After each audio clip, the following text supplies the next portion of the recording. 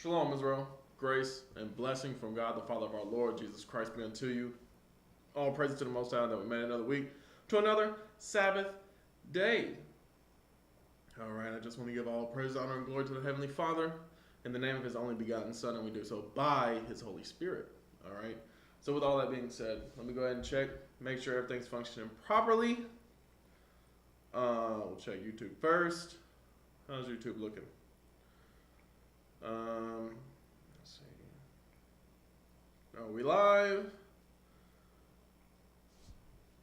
Let me check over here on this end as well.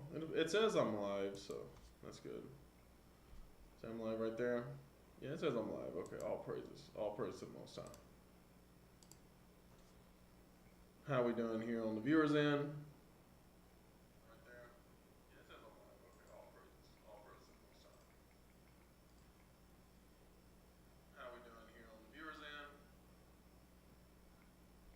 I don't know. I feel like maybe I'll just have to speak a little louder.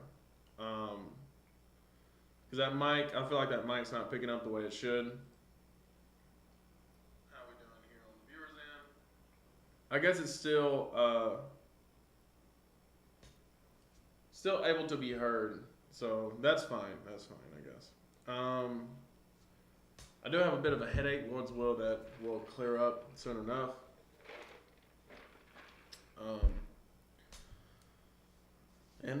Maybe it's the tea. I don't think tea necessarily gives headaches, but I'm trying to stay hydrated and whatnot. But with that being said, I'm not going to talk about Iran this week, even though things are heating up over there. From what I keep reading that, you know, they're I guess it's not as bad as it was in like the 70s, but it's probably getting that bad. It may be as bad over there since the 70s, right? As bad as it's been over there since the 70s. I'm not quite sure. I have to look into it a little bit more, but that's how it's being treated, at least in media. Maybe it is only, you know, an area or two, but it seems like it's a nationwide thing over there with their protests and their citizens getting sick of you know, economic conditions. But yeah, I'm not going into that this week, so I figured I would just mention it briefly here. What else? In Minneapolis, things are heating up in Minneapolis as well. All right. Of course, I'm not from there, haven't been there, but again, the way that the media is portraying that, it's like it's not like the whole city is like underwater or whatever, but it's the protests are getting pretty rough from what I understand. The protests mixed with ICE and, you know, instigation and escalation.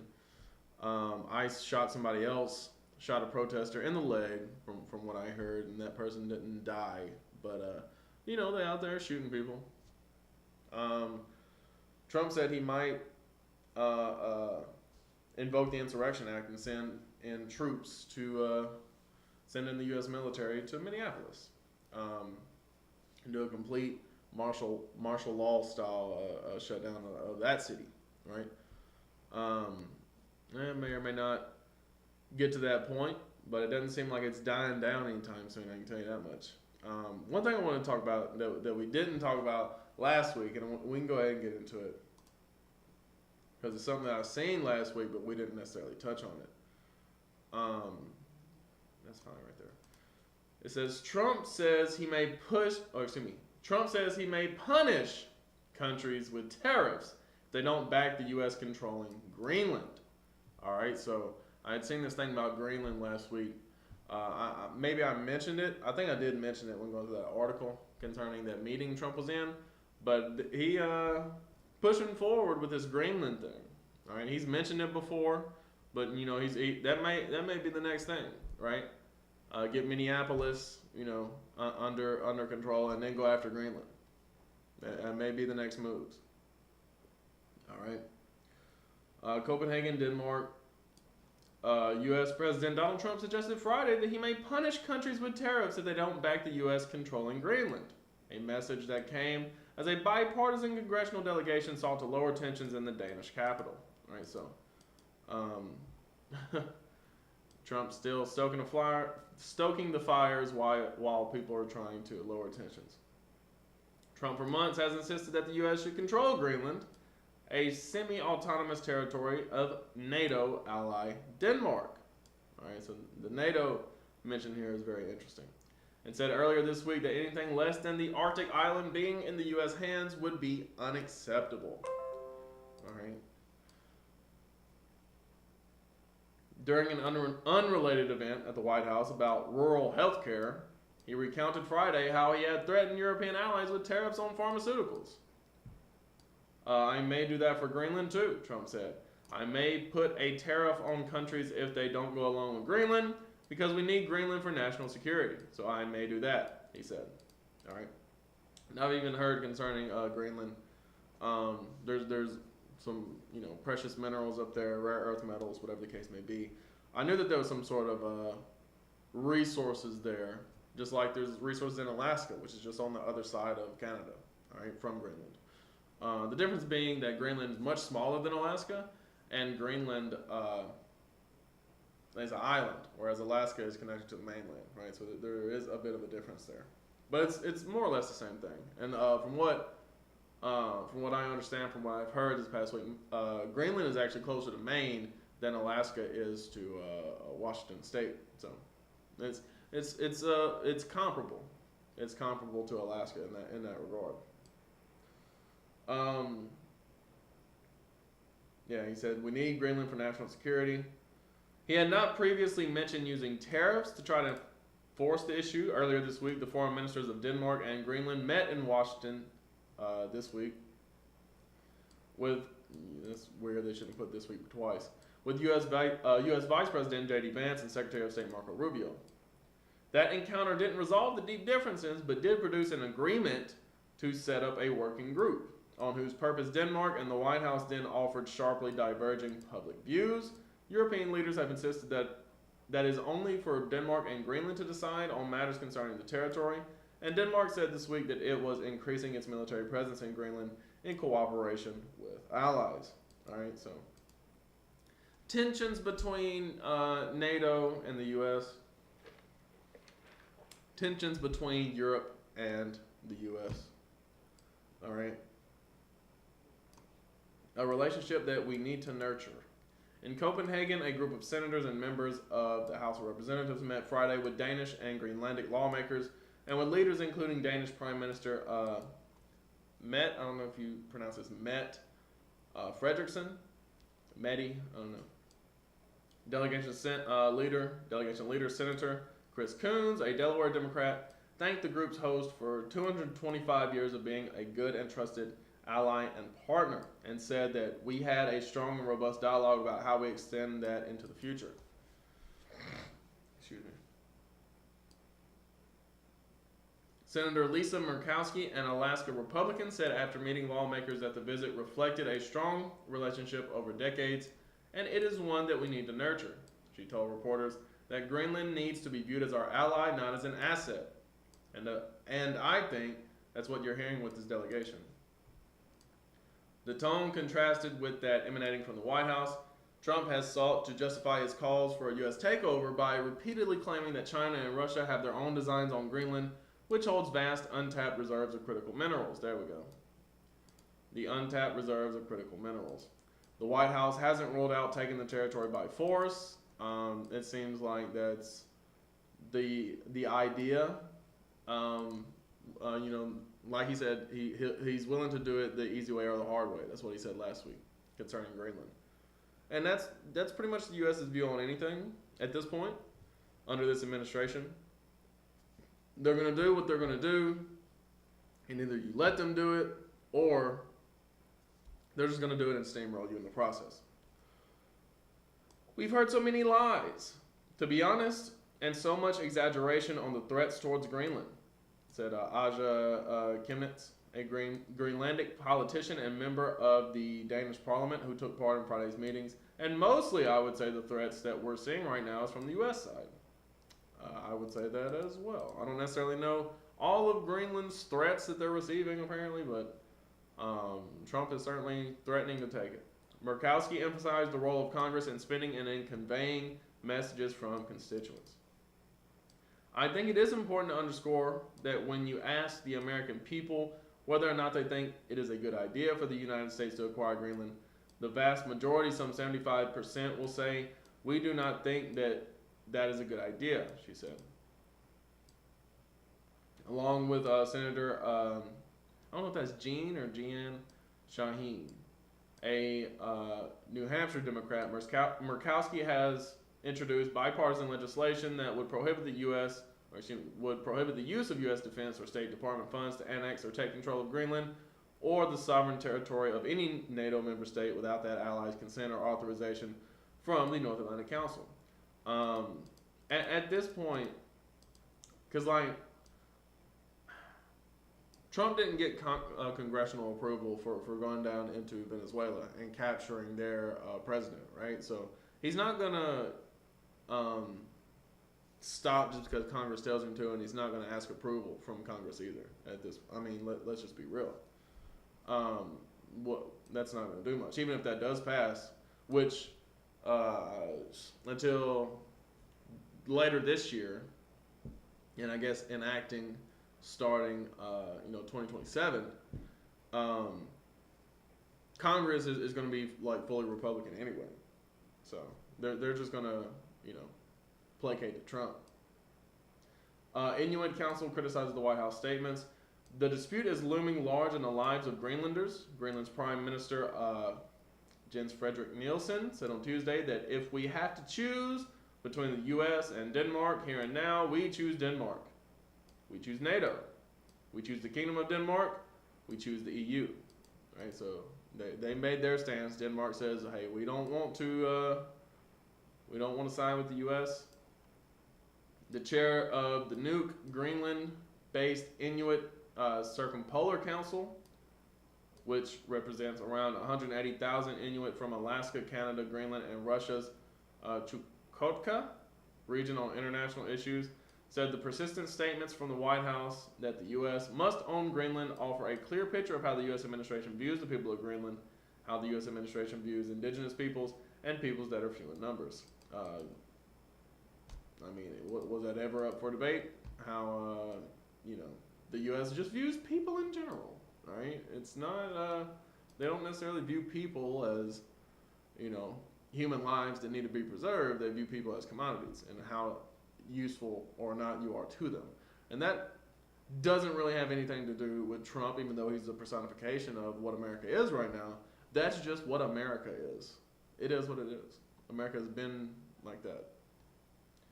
Sarah Olsvig told the Associated Press in Nuuk that the issue is how one of the biggest powers in the world views other peoples that are less powerful than them. And that really is concerning. Again, that's not news, all right? 20 years ago, America did the same thing with Iraq. It's like America goes and does whatever it wants to do. It is what it is. That's the way it's been. That's the way it is for now. It's Babylon the Great, all right? And that really is concerning. Indigenous Inuit in Greenland do not want to be colonized again, she said. And she said, "We love our colonizers, the Danes. We love the Danes. We don't love the Americans. Whatever." All right. So really, what I want to highlight is just this prophecy here concerning the tension ramping up between, I guess you would say, NATO and the U.S. All right, and that article is specifically referenced NATO. It did reference the EU as well. All right, all that is prophecy, because concerning the U.S., and we see this here personified in this current administration, but it's really every administration. The U.S. goes as far as it can go, and at this point, it's unchecked, right? Because America is the most dominant military on the planet, all right? It will go until it cannot go anymore, all right? There are no lines that it will not cross. There are no boundaries that it will not break, all right? So I'll read this here in Revelation 17, and I'm going to jump down to the point. In Revelation 17, I'll start with 1. And there came one of the 7 angels which had the 7 vials, and talked with me, saying unto me, Come hither, I will show unto thee the judgment of the great whore that sitteth upon many waters. The great whore that sitteth upon many waters is, as it goes on to say, Mystery Babylon the Great. All right, with whom the kings of the earth have committed fornication, and the inhabitants of the earth have been made drunk with the wine of her fornication. All right. So if you remember, or if you were watching the Wednesday night stream, all right, learning the word, we were in the prophet Isaiah, but he mentioned wine as well, but it's not like literal wine. All right, it's not Magen David, it's not Manischewitz, right? It's not barefoot.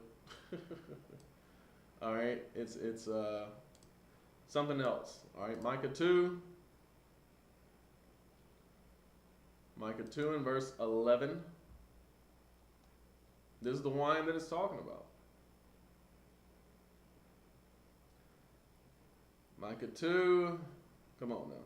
Micah 2 and verse 11. It says, If a man walking in the spirit and falsehood do lie, saying, I will prophesy unto thee of wine and of strong drink, he shall even be the prophet of this people, right? Spirit of falsehood and lies. That's the wine that it's talking about, all right? Falsehood and lies.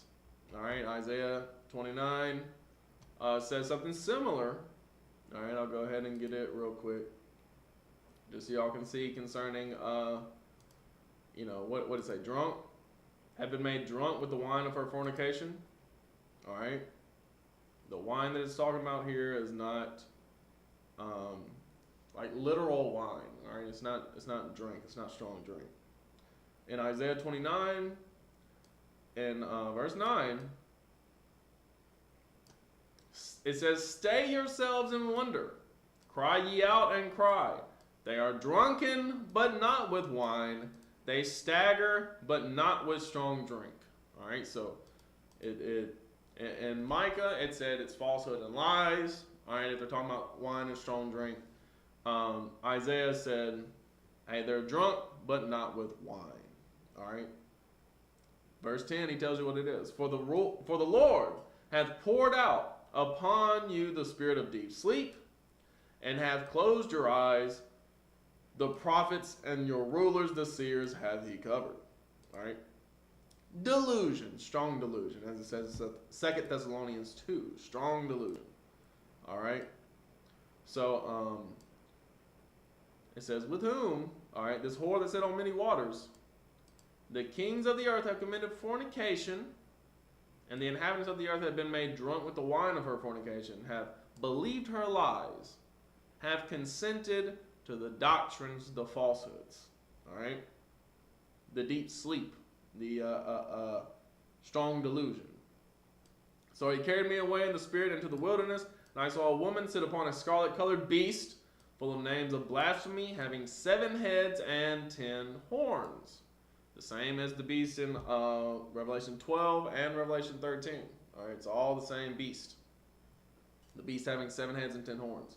And the woman was arrayed in purple and scarlet color, and decked with gold and precious stones and pearls, having a golden cup in her hand, full of abominations and filthiness of her fornication. All right, so that's what she's sipping on. That's what she's drinking on. All right, is the abominations, the filthiness of her fornication. And upon her forehead was a name written, Mystery, Babylon the Great, the mother of harlots and abominations of the earth. All right, mystery, Babylon the Great. All right, why is it a mystery? Because she has deceived everyone into thinking, oh, this isn't evil. This is a good place. This is the city on a hill. This is a Christian nation. All right, that's what they say. All right.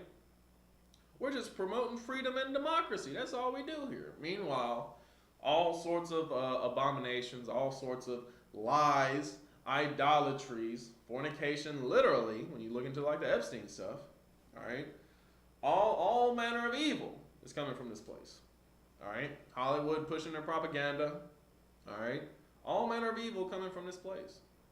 All right, all the corruption in the financial world. All right, all the war crimes that the military has committed, right? All the torture and experiments and everything else the CIA has done. All right, the coups, right? The treacherous dealer dealing treacherously. You got all these things being done here. All right, all the evil. All right, and it's Babylon the Great because over here you celebrate what? Christmas, Easter, all that's idolatrous. All that actually comes from ancient Babylon. All right, specifically Christmas and Easter. But when you look at like New Year's, I guess, and Valentine's Day, that come from Rome. All right, but all that's idolatry, regardless. All right. In verse 6, and I saw the woman drunken with the blood of the saints and with the blood of the martyrs of Jesus. When I saw her, I wondered with great admiration. Right? So we haven't come to the fullness of that yet. But, hey, it's going to get worse before it gets better. I keep saying that. I keep putting it like that. And that's the way we head it. The blood of the saints, you can look at the saints generally as far as you read Psalm 148. When you read Psalms 50, all right, it says the saints made a covenant with God by sacrifice. When you read Deuteronomy 33, it talks about the saints being the Israelites, all right, God's people. That's the saints. Whether the people were in righteousness or not, they're still considered the saints if they are Israelites, all right. And that's what America is built on. It's built on the blood and the slavery of Israelites, all right, just like Egypt. That's why it's called spiritual Egypt. All right. So, jumping down, let's see. As far as the seven-head ten horns, that goes to the European colonial empires. Yeah, that's the beast, I should say. The beast was the European colonial empires. All the kingdoms of Esau. The heads being the colonial empires themselves, and the 10 horns being that which sprang up out of it. Modern day NATO or EU, all right? I'll jump down to get the understanding on that. In verse 9 it says, and here is the mind which hath wisdom. The 7 heads are 7 mountains on which the woman sitteth. This mountain right here is not necessarily talking about like land, all right? Because like people say, well, that's Rome. When Rome was built on 7 hills, that's different than mountains, right? So it's metaphorical mountains talking about governments, all right? When it says 7 mountains, it's talking about governments. Because another chapter said 7 kings, all right? But it's the same thing, all right? Right, so it said the 7 heads are 7 mountains on which the woman sitteth, and there are 7 kings, right? So when it says kings here, it's referring to kingdoms, all right? Same thing you read in like Daniel 7, when it says king or kingdom. All right, not talking about 7 people, because right here it called them mountains, right? So are they people or are they mountains? All right, it's neither. It's governments, all right, kingdoms, empires. All right, it said 5 are fallen, and 1 is, and the other is not yet come. And when he cometh, he must continue a short space. All right, so the 7 kings, 5 are fallen. You had 5 that Rome had took. All right, Rome is the one that is, or the one that was at that time, right? Rome was still ruling when John wrote this, all right? Greece fell to Rome, they called it Achaia. France fell to Rome, they call it Gaul. Spain fell to Rome, they called it Hispania. Was that 3?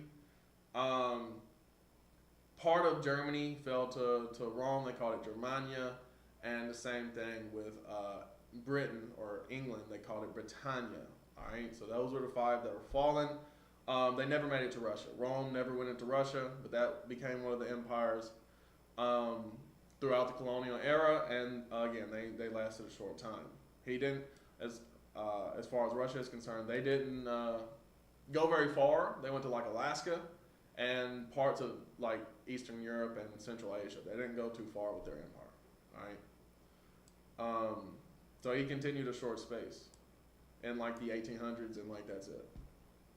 Maybe, I don't even think in the late 1700s. I think they got their start in like the early 1800s. I could be mistaken, but anyway. And the beast that was and is not, even he is the eighth and of the seven, and goeth into perdition.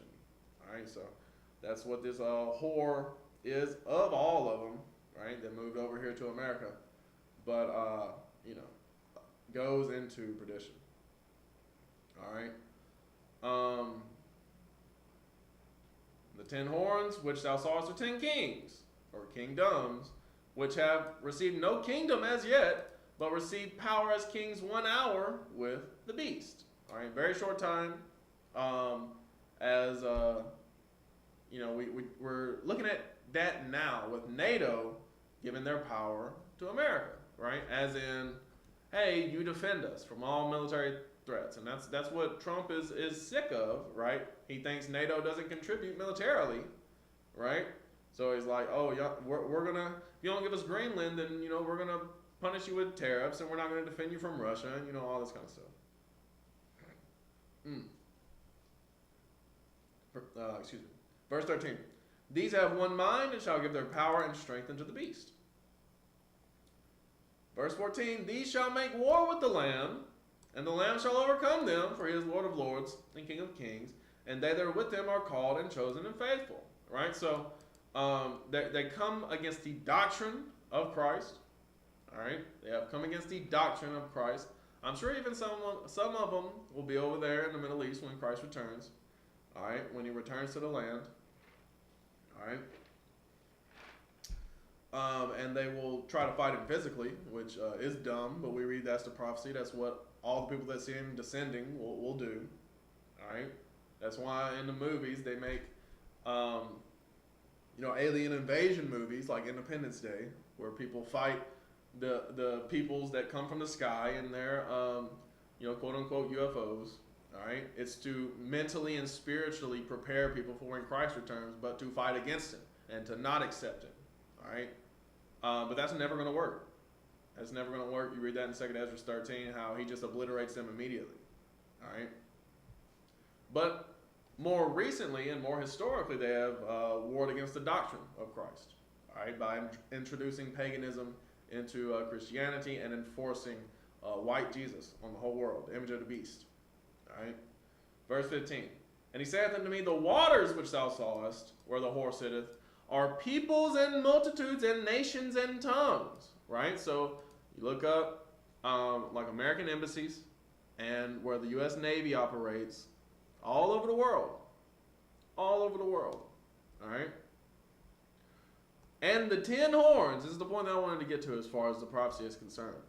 And the 10 horns which thou sawest upon the beast, these shall hate the whore, and shall make her desolate and naked, and shall eat her flesh, and burn her with fire. For God hath put in their hearts to fulfill his will, and to agree, and to give their kingdom unto the beast, until the words of God shall be fulfilled. Right? So it's in God's will to, at this time and up until this time, for them to, give their power over to America, for them to, just kind of like let America do what it does, right? And that's, take advantage of peoples, run over people, steamroll peoples, and take what they want, right? Give them that ability, right? But God also put it in their hearts and minds to eventually turn on America, right? And that's where we're getting to now. We're getting close to that point. Again, I mention this just about every week. We're still in the beginning of sorrows, all right? But all the moves on the chessboard are being moved, right? All the pawns are being moved. All bishops and the rooks, whatever, are moving about the chessboard to set the stage for the end. All right, and that's where we're headed. All right, all the gears are turning. Right, all the pieces, all the parts are moving. All right, and it says eventually, hey, them nukes that like France and England got, guess where they coming? Here. Them nukes that Russia got, guess where they're coming? Here. All right, this place gonna be burnt up, as it says here, burning with fire. NATO's gonna turn on America. The EU's gonna turn on America. All right. Denmark may just be the straw that breaks the camel's back.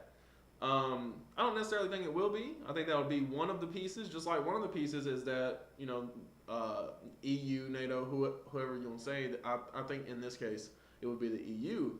But regardless, European countries don't agree with America concerning what the state of Israel is doing, right? So that's one of the pieces. Denmark, I believe, will be another one of those pieces, right? Whether Trump, takes it over or not, that's what he plans to do. That's what he looks like he's going to do, right? So that's just another piece, right? What will be the straw that breaks the camel's back? God knows, but that still remains to be seen.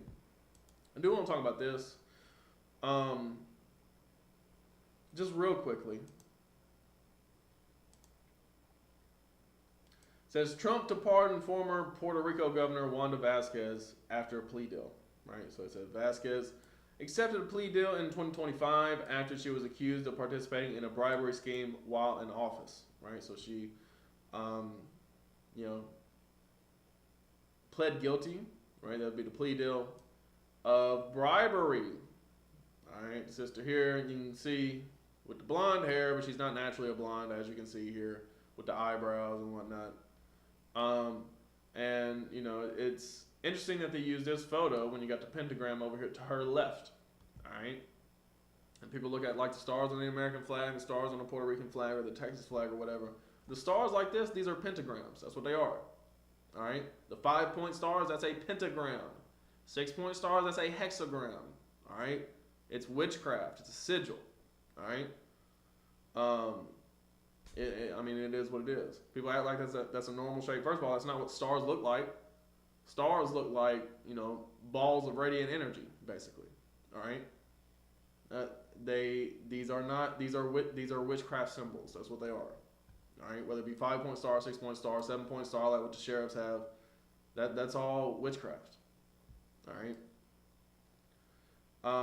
And really, it's used by like Masons. Right, because you go to any Masonic lodge and they have this 5-point star. It's used in other areas as well, like the Church of Satan uses the 5-point star as well. It's all witchcraft. That's all it is. The White House has confirmed to United States media that President Donald Trump plans to grant a pardon to a former governor of Puerto Rico, Wanda Vasquez Garcet. On Friday, CBS News broke the story that a pardon was imminent. And Trump administration officials have since tied the pardon to the president's campaign against what he considers lawfare. What? Lawfare? Okay. This entire case is an example of political persecution, a Trump official told news agency Reuters, on condition of anonymity. If she pled guilty to bribery, how is it persecution? Right? She pled guilty to it. She took the plea deal. All right, whatever. I know there are examples of people taking plea deals when they're not guilty, but that's usually when a person has no other options. And if she was a governor, she probably had many options. Trump has pardoned a string of right-wing officials and allies since returning to office for a second term, including former Honduran President Juan Orlando Hernandez, who was convicted of federal drug charges, right? So he actually was a drug peddler, from what I understand. And supporters who stormed the U.S. Capitol on January 6, 2021 to protest his 2020 election defeat, right? So the Juan Orlando Hernandez one is very interesting because it's the thing, he pardoned the guy who did the things that he's accusing Maduro of, right? With more than 1,700 pardons and acts of clemency granted over the last year alone, Trump is on track to surpass his predecessor, Democrat Joe Biden, for the most pardons offered. Biden, over his 4-year term, announced 45 acts of clemency, the most of any president in modern history. Yeah, this is crazy. I did not know they were pardoning this many people. All right? I mean, it just shows you. Goes to show. Goes to show what's going on here. I know at least some, probably of both, were like pardoning people who were arrested for weed, right? I can't necessarily speak to all of Trump's pardons or all of Biden's pardons, but I imagine that was some of them, because I think I've heard that for both of them. Maybe it was just Biden who was doing that, but I think I've heard that for both of them. Who they pardoned people who were arrested for weed and things like that, right? Petty crimes that they just pardon somebody because it's like a throwing dog a bone, right? But news of Vasquez's pardon stirred dissent among Puerto Rico's political opposition, including Pablo Jose Hernandez Rivera, who represents the island territory in the U.S. House of Representatives. Impunity protects and promotes corruption, Hernandez wrote on social media. Yeah. The pardon granted to former Governor Wanda Vasquez weakens public integrity, erodes trust in the justice system, and offends those of us who believe in honest government. Yeah, okay. Honest government, that's an oxymoron. Now, obviously, I'm being facetious, but when it comes to the American government, it absolutely is. Puerto Rico, as a territory, only has non-voting representation in the U.S. Congress, and Trump has had a tumultuous relationship with the island, right? Which is crazy. As territories, they can come to Congress. Like you can be in Congress. You just can't vote on anything. You can't do anything in Congress, which is wild. Hey, we'll let you in the building. You can sit in with the meetings, but you can't participate. Like, that's crazy. In August, Trump removed the 5 Democratic members of Puerto Rico's Federal Control Board, which governs the island's finances. And during his 2024 re-election campaign, Trump held a rally at Madison Square Garden in New York that featured a politician who called Puerto Rico a floating island of garbage. And I don't think a politician ever said that. I know Tony Hinchcliffe, the comedian, made a joke that was like that. But yeah, that's kind of weird that they phrase it that way. But Trump has sought to protect political allies through his use of pardons, often accusing the U.S. justice system of being unfairly biased against conservatives. He has also denounced what he calls the weaponization of the Justice Department under his Democratic predecessors. Trump himself faced 4 criminal indictments, 2 on the federal level, during the 4 years between his 2 terms. Only 1 state-level indictment in New York resulted in conviction and sentence. Vasquez identifies as a Republican, and she is a member of the New Progressive Party, which advocates for U.S. statehood for Puerto Rico. Which I don't think that's ever going to happen. She became governor of Puerto Rico after her predecessor, Ricardo Rossello, stepped down in 2019, and she served until January 2021. What happened with Rossello that made him step down, I wonder? Because I have no clue.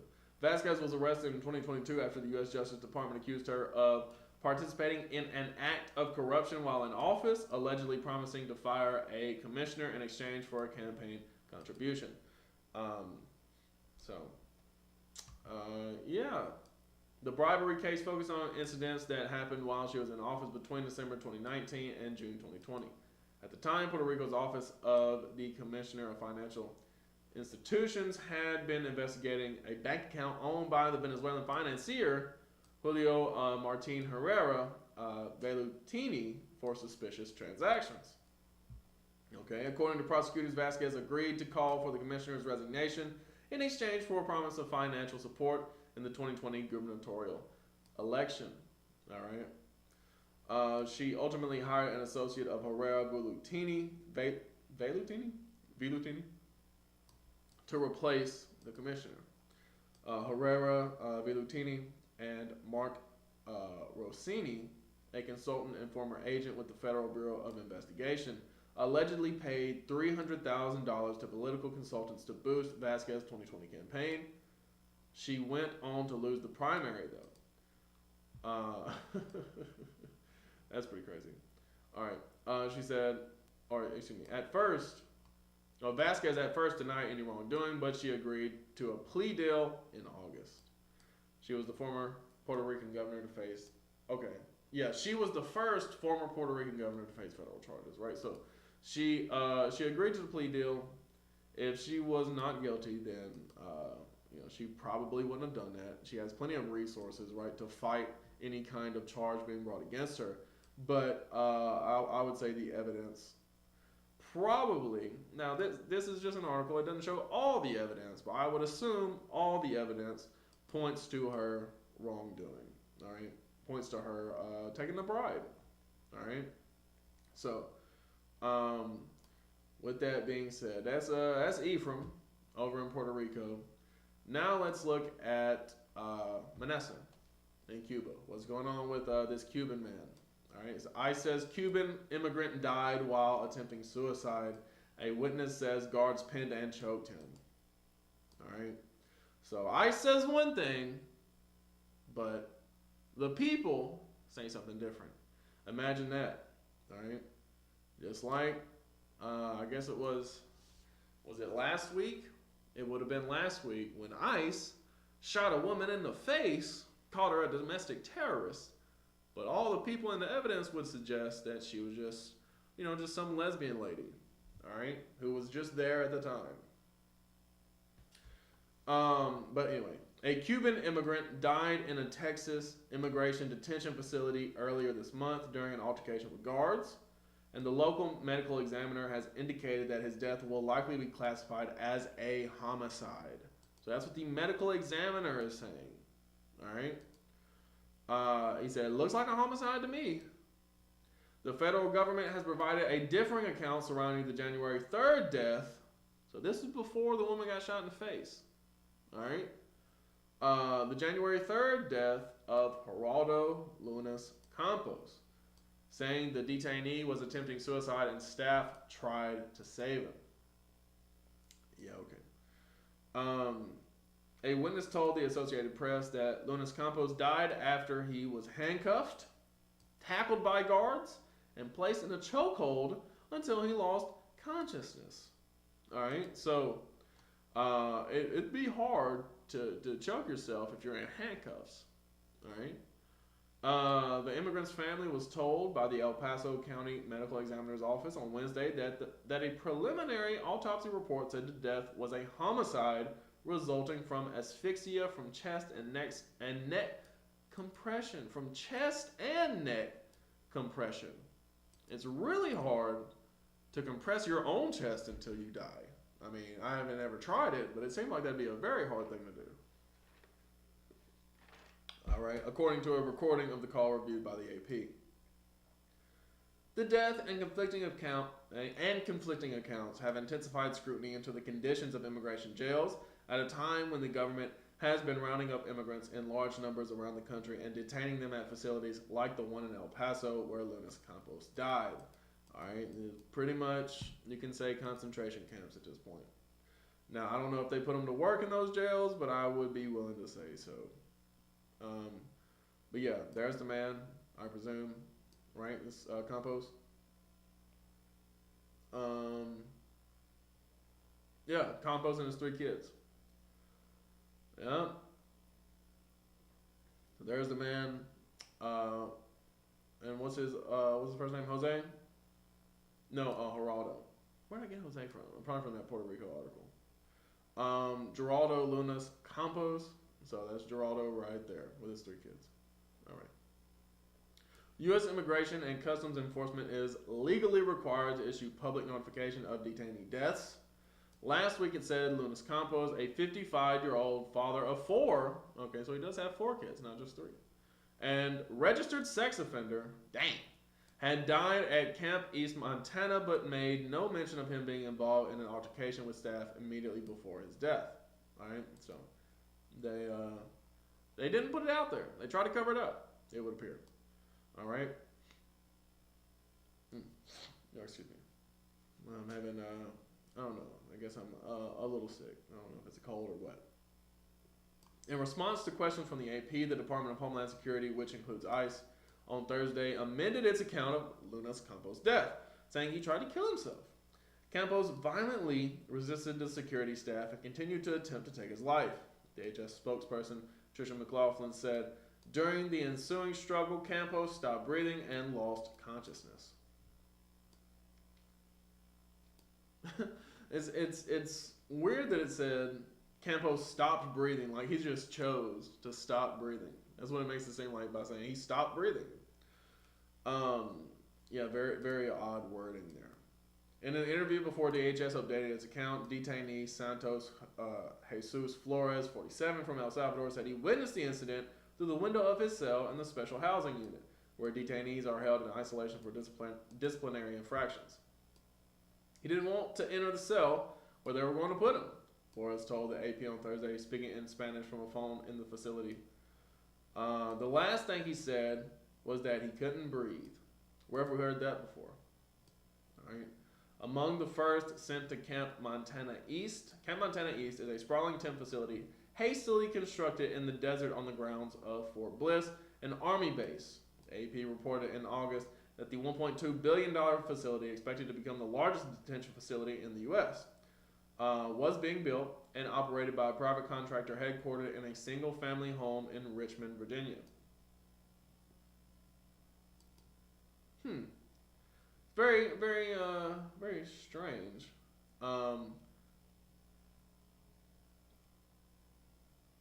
Yeah, because it's Camp Montana East is at an Army base in the desert in Texas, right? That's where, hold on, let me look at Fort Bliss. That's in Texas, right? Around El Paso? Yeah, Fort Bliss is a city in Texas. Yet the headquarters is in Richmond, Virginia. That's odd. Very odd. The company, Acquisition Logistics LLC, had no prior experience running a corrections facility. Well, there you go. It's yeah, it's weird. It's weird. What's going on in America right now is very strange. Very strange. I wouldn't necessarily say unprecedented, but it's very, very strange where people who are like people who have no like prior experience in anything are being, you know, given these tasks to do these things. It's very odd. Very odd. As I said here, had no prior experience running a corrections facility. It was not immediately clear whether the guards present when Lunas Campos died were government employees or those of the private contractor. Emails seeking comment on Thursday from Acquisition Logistics executives received no response. Naturally, they don't want to talk about how their guys killed somebody. Lunas Campos was among the first detainees sent to Camp Montana East, arriving in September after ICE arrested him in Rochester, New York, where he lived for more than 2 decades. He was legally admitted to the U.S. in '96, part of a wave of Cuban immigrants seeking to reach Florida by boat. So he was legally allowed into the U.S. ICE said he was picked up in July as part of a planned immigration enforcement operation due to criminal convictions that made him eligible for removal. New York court records show Lunas Campos was convicted in 2003 of sexual contact with an individual under 11. Damn! A felony for which he was sentenced to 1 year in jail and placed on the state's sex offender registry. Yeah, that's messed up. That is crazy. Lunas Campos was also sentenced to 5 years in prison and 3 years of supervision in 2009 after being convicted of attempting to sell a controlled substance. According to the New York Corrections records, he completed the sentence in January of 2017. Lunas Campos' adult daughter said the child sex abuse accusation was false, made as part of a contentious custody battle. Well, that's a crazy one to throw out, right? That's certainly something that'll get you thinking something else about this guy, right? My father was not a child molester, said Kerry Lunas, 25. He was a good dad. He was a human being, right? So, on one hand, you expect a daughter's going to take up for her dad, right? On the other hand, if he was that kind of way, you know, his daughter might even put that out there, right? As far as like, yeah, he was a messed up dude, you know. So I'm kind of inclined to believe her, just because if he was that kind of guy, he probably would have did it to his kids too. And I'm just thinking, like rationally, logically, he probably would have been that way to his kids as well. Because you're seeing he had an adult daughter and he has 2 other girls here. They would know, I would think, they would know if he was that kind of way, right? The adult daughter says he wasn't. And the fact that she doesn't like have a receipt, but she said like, oh no, that was said because of this. That makes me inclined to believe those accusations were false. Then again, he was convicted. So, it could go either way. I'm not going to do a full background search into this guy because I don't think that's necessarily important to the broader story here. But yeah, still crazy. Still crazy. And what I do want to point out though, and I've said this in the past, concerning like Abrego Garcia, right when we was talking about him, I said the media and the media has not really pushed this case so much necessarily, but the media concerning like the Abrego Garcia case and the George Floyd case, right? They will take cases where they're like the person that the abuse, right? The police abuse, the ICE abuse in this case, where that victim of that abuse is like a morally gray character, right? Like even George Floyd, he was committing a crime when this happened to him, right? When he was murdered, right? Same with Abrego Garcia. He has certain charges against him, some false, some real, I assume. Yet those are the cases that get highly publicized, and even in this case, it's a morally gray person here, right? Morally gray character, all right? They don't talk about like the like Philando Castiles, right? Who he was just a passenger in a car, got shot by the police for no reason, right? They thought that he was like going for a gun or whatever, and he said like, "Hey, I have a gun. I'm gonna show it to you," right? Because they say, "Is there any weapons in the vehicle?" And you know what I mean? I believe that's how it was. I seen the video of it. It was pretty wild. But that happened several years ago, so I don't remember it too well. But they don't look at cases like that. They don't show cases like that. They don't highly publicize cases like that. All right, it's they have to take some reason for some reason. I say for some reason, it's because the hatred of God's people. But they will take somebody who is a morally apprehensive or morally gray person, and then okay, well this specific case of abuse, this is the one that we're going to publicize. This is the one that we're going to spread like wildfire, right? And yeah, it doesn't matter. I in this case, it's the and you see I'm like kind of struggling for words here because it is such a heinous crime that he may or may not have committed. Some people say he did, some people say he didn't. The state says he did. His daughter said there's no way, right? It's such a heinous crime. You'd be like, well, did he deserve to die? Did he not? But regardless, that's not really the point here. The point is ICE abusing their power. On the day he died, according to ICE, Lunas Campos became disruptive while in line for medication and refused to return to his assigned dorm. He was then taken to the segregation block. While in segregation, staff observed him in distress and contacted on-site medical personnel for assistance, the agency said in its January 9 release. Medical staff responded, initiated life-saving measures, and requested emergency medical services. Lunas Campos was pronounced dead after paramedics arrived. Flores said that account omitted key details. Lunas Campos was already handcuffed when at least 5 guards pinned him to the floor and at least one squeezed his arm around the detainee's neck, right? That probably cut off his wind, right? His airflow. Within about 5 minutes, Flores said Lunas Campos was no longer moving. Yeah, it takes less than 5 minutes, I would say, to stop breathing and die. After he stopped breathing, they removed the handcuffs, Flores said. Flores is not represented by a lawyer and said he has already consented to deportation to his home country. Though he acknowledged he was taking a risk by speaking to the AP, Flores said he wanted to highlight that in this place, guards abuse people a lot. And look how ICE handles people. They just shot a lady in the face, right? That very same week that Geraldo died. All right? Or Geraldo, however you pronounce it. I'm not quite sure. That's his name, right? Geraldo? Yeah.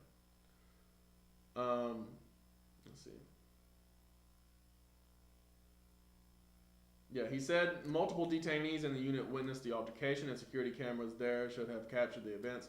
Flores also said investigators had not interviewed him.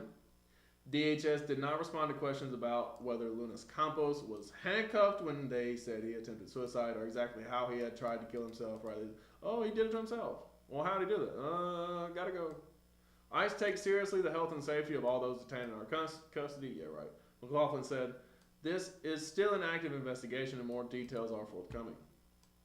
DHS wouldn't say whether other agencies were investigating. The El Paso Medical Examiner's Office confirmed Thursday that it conducted an autopsy but declined further comment. Let's see. The final determination of homicide by the medical examiner would typically be critical in determining whether any guards are criminally or civilly liable. When such deaths are ruled accidental or something other than homicide, they are less likely to trigger criminal investigations, while civil wrongful death lawsuits become harder to prove. The fact that Lunas Campos died on an army base could also limit state and local officials' legal jurisdiction to investigate. An El Paso County District Attorney's Office spokesperson declined to comment Thursday on whether it was involved in an investigation. The death of inmates and other detainees after officers hold them face down and put pressure on their backs and necks to restrain them have been a problem in law enforcement for decades. A 2024 AP investigation documented hundreds of deaths during police encounters in which people were restrained in a prone position. Many uttered, "I can't breathe," before suffocating. Again, where have we heard that one before? According to scores of body camera and bystander videos, authorities often attempt to shift the blame for such deaths to pre-existing medical conditions or drug use. Most drugs, I'm just going to be real with you, most drugs, you're not going to OD on if you do those drugs. I'm just being honest. That's not really how most drugs work. Most drugs to OD on, you have to do a super bunch of you got to do a lot. You got to do a lot of drugs to OD in most cases. In most cases, it's pretty much the OD. I could be wrong, but in most cases, the OD on drugs, you have to take a lot.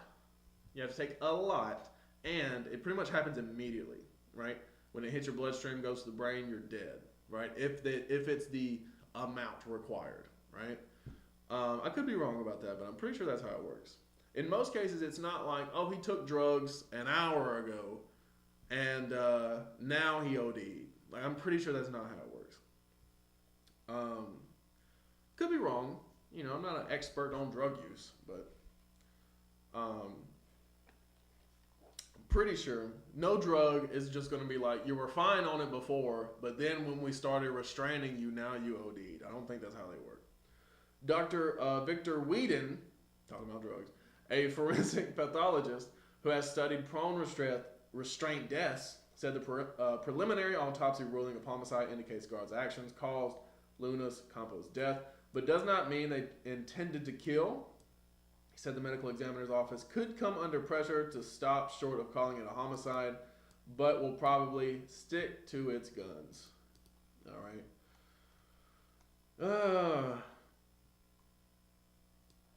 Yeah, he said probably they're going. This probably passes the but-for test, but for the actions of the officers, he would have not died.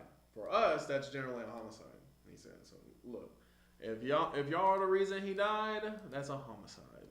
All right, pretty simple rule. I just want justice and his body here.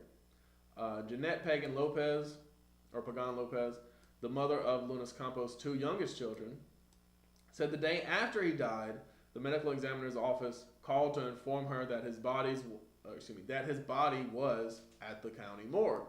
She immediately called ICE to find out what happened. All right. Pagan Lopez, who lives in Rochester, said the assistant director of the El Paso ICE field office eventually called her back. She said the official told her the cause of death was still pending and that they were awaiting toxicology report results. If he was in ICE custody, why would he have been on drugs? All right, that makes no sense. Especially if they were putting him in, segregation in a cell by himself. Surely, I guess he could have got drugs from the general populace populace. But like, why would ICE allow drugs into their facilities? He also told her the only way Lunas Campos' body could be returned to Rochester free of charge was if she consented to his being cremated. She said, "Dang." Yeah, see that's wild. The only way that you can get the body back is if we burn it. That's crazy. Pagan Lopez declined and is now seeking help from family and friends to raise the money needed to ship his body home and pay for a funeral. After failing to get details about the circumstances surrounding his death from ICE, Pagan Lopez said she got a call from a detainee at Camp Montana East, who then put her in touch with Flores, who first told her about the altercation with guards. So I am kind of interested on how Flores is calling. Does ICE give them a call the same way that police would do, or do they have cell phones in there? I'm not quite sure. Since then, she said she has repeatedly called ICE but is no longer getting a response. Pagan Lopez, who is a U.S. citizen, said she also twice called the FBI, where an agent took her information and then hung up. Yeah, they're doing a bang-up job there at the FBI. Pagan Lopez said she and Lunas Campos were together about 15 years before breaking up 8 years ago. She described him as an attentive father who, until his detention, had worked in a minimum wage job at a furniture store, the only employment she said he could find due to his criminal record. Yeah, makes sense. She said that in the family's last phone call the week after Christmas, Lunas Campos talked to his kids about his expected deportation back to Cuba. He said he wanted them to visit the island so that he could stay in their lives. He wasn't a bad guy, Pagan Lopez said. I just want justice and his body here. That's all I want. All right, so even his ex here, Pagan Lopez, saying that he's not a bad guy. That's interesting. That's interesting, right? Because if they would have broken up because he was this pedo, then she would say that, right? But that's an ex, right? An ex may even say worse things than what you're actually doing.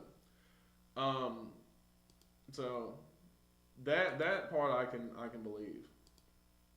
As far as that accusation was made up. Then again, do people get convicted of that sort of thing with no evidence? Maybe. I don't know. But with all that being said, that is the Puerto Ricans and the Cubans. That's children of Joseph, and here we are dealing with the situation where the children of Judah and the children of Ephraim, or the children of Joseph and Judah, are oppressed together. All right. In Jeremiah 50, here in the U.S., this is where we at. This is where we at.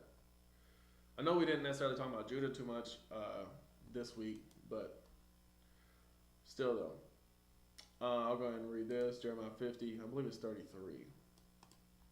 It's on down. Yeah.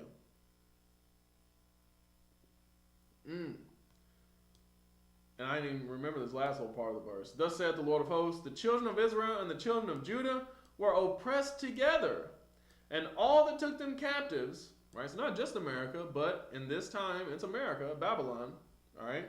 Held them fast. They refused to let them go, right? So held them in detention centers, and they said, you ain't even getting the body. Yeah, he's dead, but you can't even get the body unless we burn it. Right? They refuse to let him go. All right? You can if we burn it, we'll send it to you. Otherwise, you got to pay for it. You got to come get it. All right? And he's dead. All right? That's crazy. Their Redeemer is strong. The Lord of hosts is his name. He shall thoroughly plead their cause, that he may give rest to the land and disquiet the inhabitants of Babylon. You see that right there? So God gonna judge Babylon and save his people. All right, you read about that in Revelation 7. We'll go ahead and get that. And I'll do more on Cuba at some point. Talking about the history of Cuba. I don't think I've done that yet, but I'll talk about that at some point. All right. Revelation 7. Talking about the children of Joseph, Ephraim and Manasseh. All right. And yeah, just because Ephraim and Manasseh are children of Joseph doesn't mean that they've stayed righteous this whole time. All right, all Israel transgressed in breaking the commandments of God. Let me just point that out. Let me just point that out real quick. In Daniel 9, all right, all Israel had transgressed the commandments, right? God loved our forefathers because of how righteous they were. He never said that, we would always be righteous. In fact, the Bible pretty much spells out the exact opposite. How we did not walk in the ways of Abraham, Isaac, Jacob, and Joseph, all right? We fell astray, right? We did all manner of evil against him, all right? Especially Joseph, especially the descendants of Joseph and the northern kingdom in general. It is what it is. Judah went harder, but Ephraim fell first. All right, so ain't no glory in either of those things. All right, Daniel 9 and where do I want to start here? I'll start with 7, just to get the context. O Lord, righteousness belong unto thee, but unto us confusion of faces, as at this day, to the men of Judah and to the inhabitants of Jerusalem and unto all Israel. Right, so Daniel includes northern kingdom here, that are near and that are far off, through all the countries whither thou hast driven them, because of their trespass that they have trespassed against thee. Right, so when it comes to it's a confusion of faces. Right, when it comes to Judah, like in America, would be like, oh, we look like Africans and ancient Egyptians and whatnot.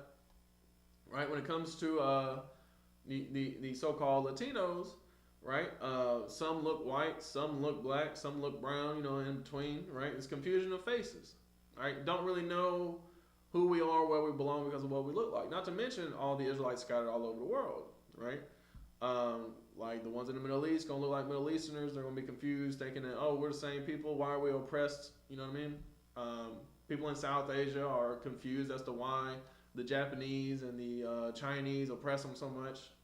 Like, hey, we look like y'all. Why are we getting, why are we getting oppressed like this? All right, confusion of faces. All right. That are near and that are far off, through all the countries whither thou hast driven them. Right, in every nation is what the scriptures say. Because of their trespass that they have trespassed against thee. And that's why. That's why we go through what we go through. Because of the trespasses. Because of our sins. Right? Even in the last little bit of that article, it said, oh, the last time we all talked was Christmas.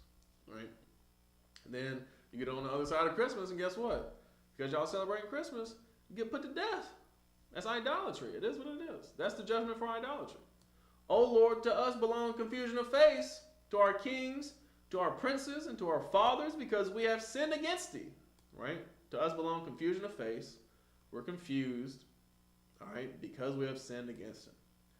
To the Lord our God belong mercies and forgivenesses, though we have rebelled against him. Neither have we obeyed the voice of the Lord our God to walk in all his laws, which he said before us by his servants the prophets. Right? So we never listened to the prophets. We went away. We went astray from all his prophets. Yea, all Israel have transgressed thy law, even by departing, that they might not obey thy voice. Therefore the curse is poured upon us, and the oath that is written in the law of Moses, the servant of God, because we have sinned against him. And one of those curses is to be smitten before thy enemies, to be killed by the enemy. All right, Ice being the enemy, and Geraldo being put to death. All right, it is what it is. And he hath confirmed his words, which he spake against us and against our judges, that judged us by bringing upon us a great evil, for under the whole heaven hath not been done as hath been done upon Jerusalem. All right, so not only the city of Jerusalem, but the people, the inhabitants of Jerusalem. Is that what it says up here? Yeah, the inhabitants of Jerusalem. Right, that was the capital of ancient Israel. All right, established during the days of David. All right, so let's get to Revelation chapter 7 and get to the point here. So that part that we read in Revelation 17, keep that in mind as we read this here in Revelation 7. And after these things I saw 4 angels standing on the 4 corners of the earth, holding the 4 winds of the earth, that the wind should not blow on the earth, nor on the sea, nor on any tree. Right, so this ain't talking about, the breeze, right? It's talking about the winds of war, the winds of change. All right, and I saw another angel ascending from the east, having the seal of the living God. And he cried with a loud voice to the 4 angels, to whom it was given to hurt the earth and the sea, That lets you know it's not talking about actual wind. All right, it's talking about the war that's coming. All right, saying hurt, not the earth. Right, because it's going to bring hurt to the earth. Right, when it gets nuked. Neither the sea nor the trees till we have sealed the servants of our God in their foreheads. All right, so it's the seal of God, the seal of the living God. I'll go ahead and get that because that's in the prophets as well. It's in Isaiah chapter 8. Y'all should know this one by now. We've gone to it a lot. Isaiah chapter 8 and verse 16 is the seal of the living God. All right. Isaiah chapter 8 and verse 16, it says, bind up the testimony, seal the law among my disciples. Right? So the seal of the living God is his laws. Right? That's the seal. All right. So, same thing when you read in Ezekiel 9, he said, mark them that sigh and that cry for the atrocities and the abominations being committed in the land. All right, it's the same thing. And I heard the number of them which were sealed with the law, and there were sealed 144,000 of all the tribes of the children of Israel. Right, and you read in chapter 14, this 144,000 was men who led the people. Right, men who were pure in doctrine. Right, were not defiled in doctrine. Right. Of the tribe of Judah were sealed 12,000. Of the tribe of Reuben were sealed 12,000. Of the tribe of Gad were sealed 12,000. Right? So that would be over here in the west. I'll just mention over here in the west. That would be your so-called African Americans, your so-called Seminole or Creek tribe Indians. Gad would be the rest of Native American and First Nations. Of the tribe of Asher were sealed 12,000. That would be your Venezuelans. All right, specifically, as a recent. Popular event to reference that, but all the South Americans from Colombia to Uruguay. Of the tribe of Naphtali were sealed 12,000. Naphtalites are your Ecuadorians to Argentinians. All right, that would be the west and the south of South America. Of the tribe of Manasseh were sealed 12,000. That would be your Cubans. Okay. Of the tribe of Simeon were sealed 12,000. That would be your so-called Dominicans.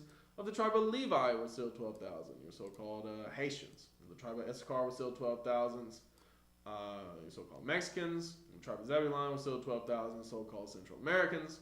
Of the tribe of Joseph were sealed 12,000. That would be your modern-day Puerto Ricans, or also known as Boricua.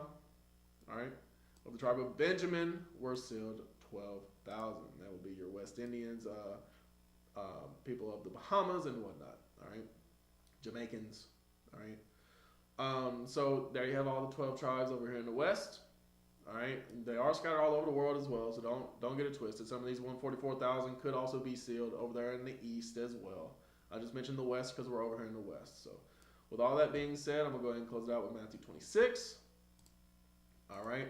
I just came here to show that even though it may look bleak for I mentioned the Puerto Ricans and the Cubans. Hey, it's time to repent. All right, it's time to come back to the laws of God. God will deliver you. All right, in fact, He will restrain from bringing that World War III until you are sealed. All right, bringing those nukes on the planet. The war may start, but the real devastation of the war will be them nukes that devastate the entire world on Judgment Day. Right, Terminator 2 already told you what they fear. Right, they fear that Judgment Day. They fear them nukes going off, all right? And God will hold back from that until His 144,000 are sealed, all right? Matthew 26, it says, now when Jesus was in Bethany in the house of Simon the leper, there came unto him a woman having an alabaster box of very precious ointment and poured it on his head as he sat at meat. But when his disciples saw it, they had indignation, saying, to what purpose is this waste? For this ointment might have been sold for much and given to the poor. When Jesus understood it, he said unto them, why trouble ye the woman? For she hath wrought a good work upon me. For ye have the poor always with you, but me ye have not always. For in that she had poured this ointment on my body, she did it for my burial. Verily I say unto you, wheresoever this gospel shall be preached in the whole world, there shall also this that this woman hath done be told for a memorial of her. So all praise to the Most High for that sister, doing a wonderful thing for our Lord. All right. So with that, hope y'all learned something. I want to close out again by giving all praise, honor, and glory to the Heavenly Father. We do so in the name of His only begotten Son, Jesus the Christ, and we do so by His Holy Ghost. So with all that being said, I hope y'all learned something. I'm say shalom, happy Sabbath, and let God be magnified.